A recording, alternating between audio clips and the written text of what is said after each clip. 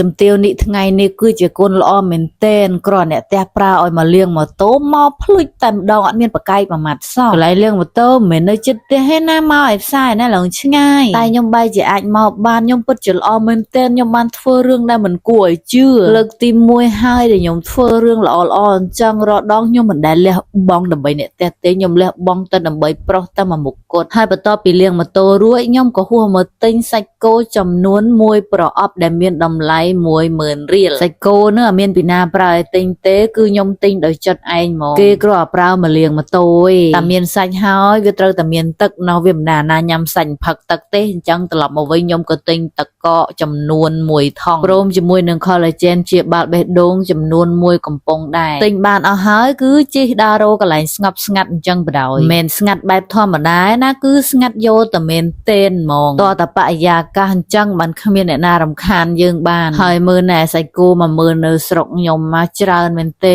ឡើងមកប្រអប់ពេញនិយាយទៅនៅនឹងលក់អីអត់សូវថ្លៃទេមកល្មមសំរុំមកប្រអប់នឹងគឺយើងអាចញ៉ាំបានពីអ្នកបងដេតមើលថ្ងៃលិចអីអញ្ចឹង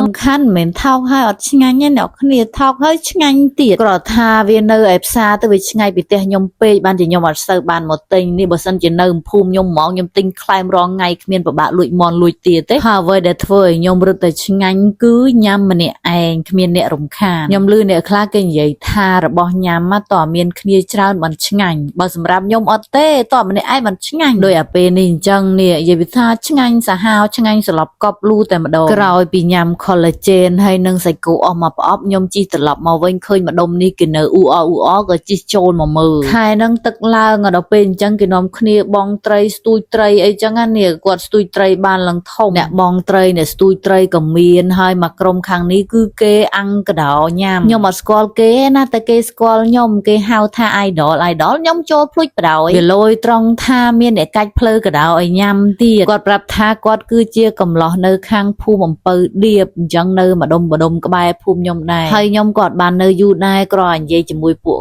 គាត់4-10ម៉ាត់ខ្ញុំក៏ត្រឡប់មកផ្ទះវិញពួកអីវាល្ងាចដែរម្យ៉ាងទៀតគេប្រើឲ្យមកលាងម៉ូតូមិនឲ្យមកសងំស៊ីសាច់គោផឹក collagen ទេអញ្ចឹងវីដេអូហ្នឹងត្រូវបានបញ្ចប់ព្រោះអីមីនីត្រឡប់ទៅផ្ទះវិញហើយបាយបាយ